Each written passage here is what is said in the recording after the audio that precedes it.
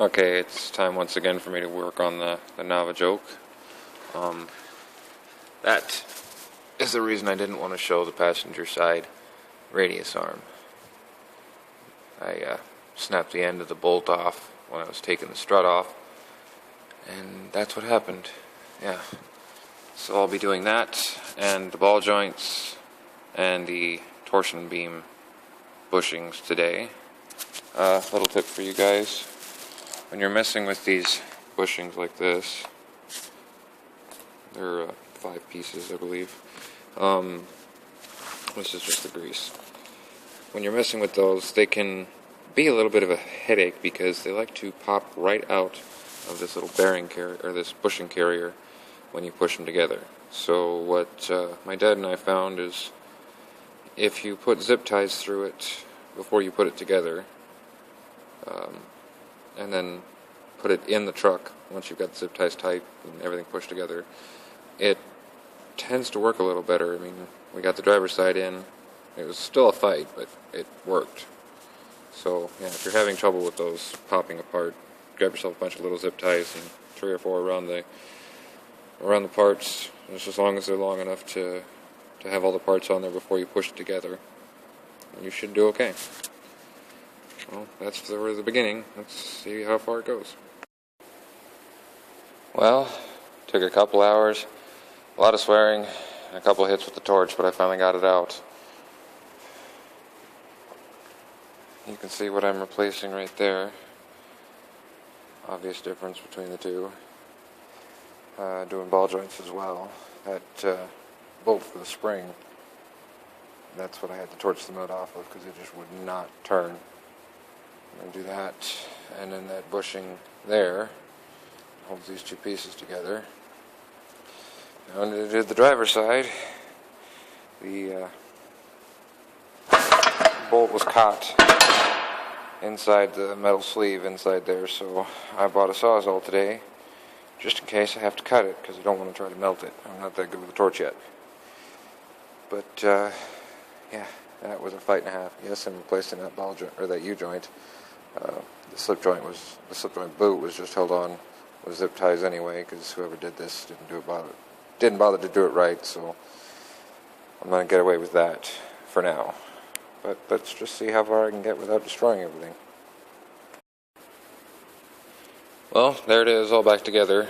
New radius arm with the polyurethane bushings that I bought a while ago.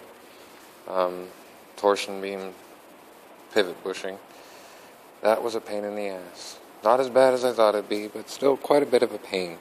I took the bracket out when I took the entire torsion beam out. So it was easier to put it together out here.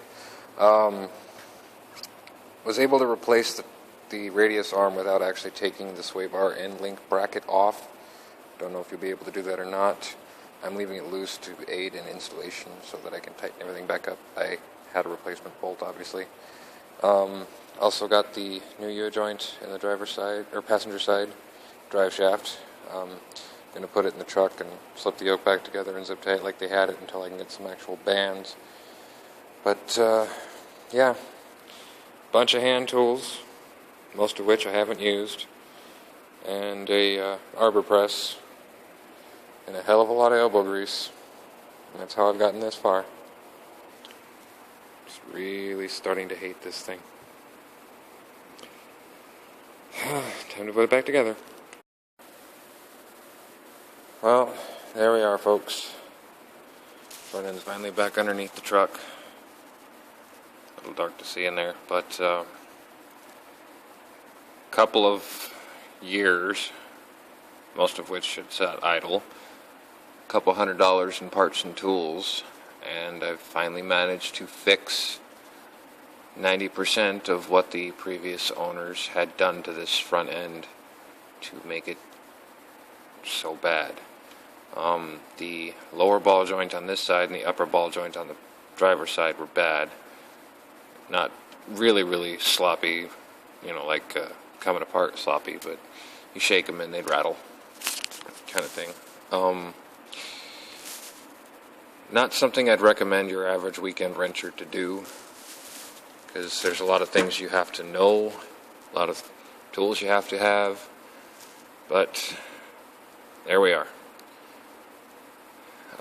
Still got to replace the inner front drive shaft U-joint. Have to replace both of the front drive shaft U-joints and the inner output shaft U-joint, whatever you want to say it is. Haven't touched the wheel bearings. As far as I know, they're good. Still have to do the rear spring shackles on this thing. But yeah, it's covered in cancer, as you can see, at least along the bottom edge.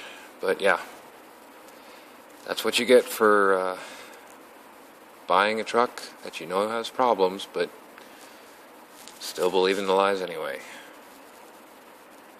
Be careful out there.